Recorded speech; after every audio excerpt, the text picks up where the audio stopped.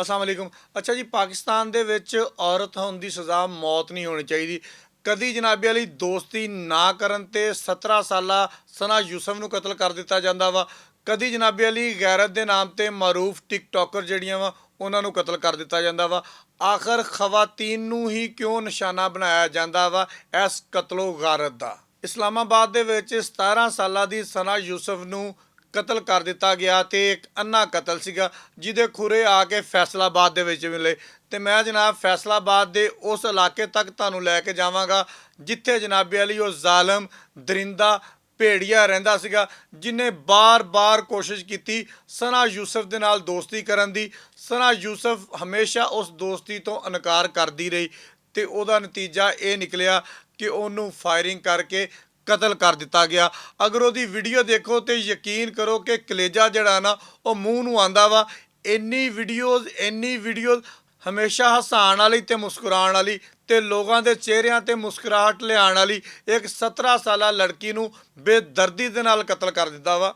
29 ਮਈ ਨੂੰ ਸਨਾ ਯੂਸਫ ਦੀ ਸਾਲਗਿਰਾ ਸੀਗੀ। ਉਸ ਸਾਲਗਿਰਾ ਦੀ ਵੀਡੀਓ ਦੇਖੋ ਤੇ ਯਕੀਨ ਕਰੋ ਫਿਰ ਵੀ ਇੱਕ ਵਾਰੀ ਰੌਂਗਟੇ ਜਿਹੜੇ ਆ ਨਾ ਉਹ ਤੁਹਾਡੇ ਖੜੇ ਹੋ ਜਾਣਗੇ। ਇਹ ਖੂਬਸੂਰਤ ਲੜਕੀ ਆਪਣੀ ਸਾਲਗਿਰਾ ਮਨਾ ਰਹੀ ਹੈ। ਇਹ ਦਰਿੰਦਾ ਜਿਹੜਾ ਵਾ ਸਾਲਗਿਰਾ ਵਾਲੇ ਦਿਨ ਵੀ ਉਹਦੇ ਇਰਦ ਗਿਰਦ ਘੁੰਮਦਾ ਰਿਹਾ ਵਾ। ਮੌਕਾ ਪਾ ਕੇ ਉਹਨੂੰ ਕਤਲ ਕਰ ਦਿੱਤਾ ਜਾਏਗਾ। ਉਹਦੀ ਇੱਕ ਦੋਸਤ ਦੇ ਨਾਲ ਮੇਰੀ ਗੱਲ ਹੋਈ। ਉਹਦੀ ਦੋਸਤ ਦਾ ਇਹ ਕਹਿਣਾ ਸੀਗਾ, ਮੈਂ ਉਹਦੀ ਸਾਲਗਿਰਾ 'ਤੇ ਜਾ ਨਹੀਂ ਸਕੀ, ਲਿਹਾਜ਼ਾ ਮੈਨੂੰ ਇਹਦਾ ਹਮੇਸ਼ਾ ਤੋਂ ਦੁੱਖ ਰਹੇਗਾ ਕਿ ਉਹਦੀ ਆਖਰੀ ਸਾਲਗਿਰਾ ਵੀ ਮੈਂ ਮਨਾ ਨਹੀਂ ਸਕੀ। ਤੇ ਉਸ ਟਾਈਮ ਵੀ ਸਨਾ ਯੂਸਫ ਜਿਹੜੀ ਹੈ ਨਾ ਇਹ ਸਾਰੀ ਸੂਰਤ ਹਾਲ ਤੋਂ ਖੌਫਜ਼ਦਾ ਸੀ। ਇਹ ਉਮਰ ਦਰਿੰਦਾ ਜਿਹੜਾ ਫੈਸਲਾਬਾਦ ਨਾਲ ਤਾਲੁਕ ਰੱਖਦਾ ਵਾ, ਇਹ ਉਸ ਟਾਈਮ ਵੀ ਉਹਦੇ ਪਿੱਛੇ ਘੁੰਮਦਾ ਪਿਆ ਸੀਗਾ। ਖੈਰ ਜੀ, ਉਹਦੀ ਵਾਲਦਾ ਦੀ ਮਦਈਅਤ ਦੇ ਵਿੱਚ ਮੁਕੱਦਮਾ ਵੀ ਦਰਜ ਹੋ ਗਿਆ, ਮੁਲਜ਼ਮ ਵੀ ਗ੍ਰਿਫਤਾਰ ਹੋ ਗਿਆ। IG ਇਸਲਾਮਾਬਾਦ ਨੇ ਪ੍ਰੈਸ ਕਾਨਫਰੰਸ ਵੀ ਕਰ ਦਿੱਤੀ, ਮੈਨੂੰ ਸਨਾ ਵਾਪਸ ਲਿਆ ਕੇ ਦੇ ਦਿਓ ਕਿ ਮੈਂ ਤੁਹਾਨੂੰ ਦੇਖਾਂਗਾ ਕਿ ਸਨਾ ਵਾਪਸ ਆ ਜਾਂਦੀ ਹੈ। ਅਸੀਂ ਕਦੀ ਵੀ ਕਿਸੇ ਮੁਲਜ਼ਮ ਨੂੰ ਕਰਾਰ ਵਾਕਈ ਸਜ਼ਾ ਦਿਲਵਾ ਹੀ ਨਹੀਂ ਸਕੇ।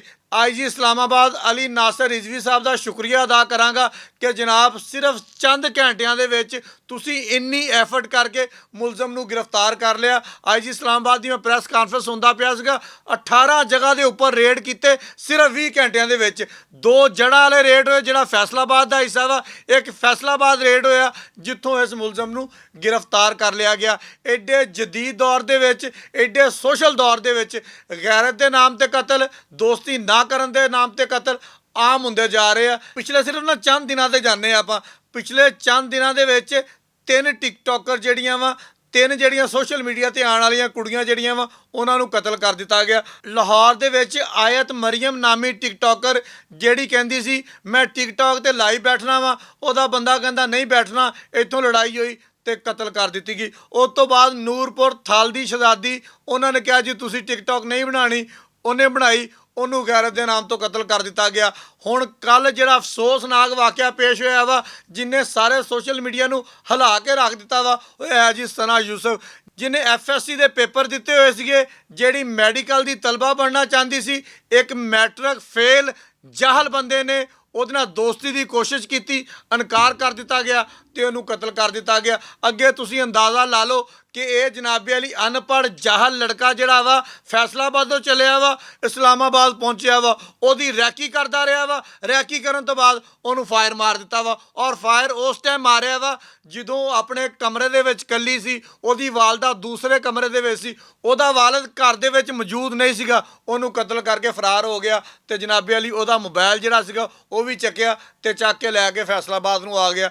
ਪੁਲਿਸ ਦੀ ਕਾਰਵਾਈ ਜਿਹੜੀ ਆ ਇੱਥੇ ਅੱਛੀ ਆ, ਲੇਕਿਨ ਇਹ ਸਾਰੀ ਸੂਰਤ ਹਾਲ ਦੇ ਬਾਵਜੂਦ ਸੋਸ਼ਲ ਮੀਡੀਆ ਤੇ ਉੱਪਰ ਕੰਮ ਕਰਨ ਵਾਲੀਆਂ ਲੜਕੀਆਂ ਜਿਹੜੀਆਂ ਵਾ ਉਹ ਹੁਣ ਮਹਿਫੂਜ਼ ਨਹੀਂ ਹੈਗੀਆਂ। ਬਹੁਤ ਸ਼ੁਕਰੀਆ।